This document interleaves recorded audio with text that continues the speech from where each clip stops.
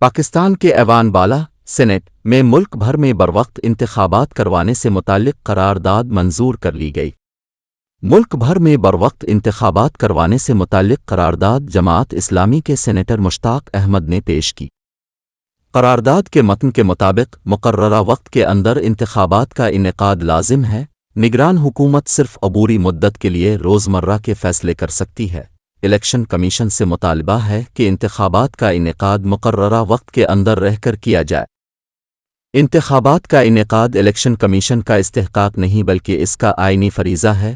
Election commission آئین اور قانون کی روح کے مطابق آئینی طریقہ کار کے تحت الیکشن کا انعقاد کرے۔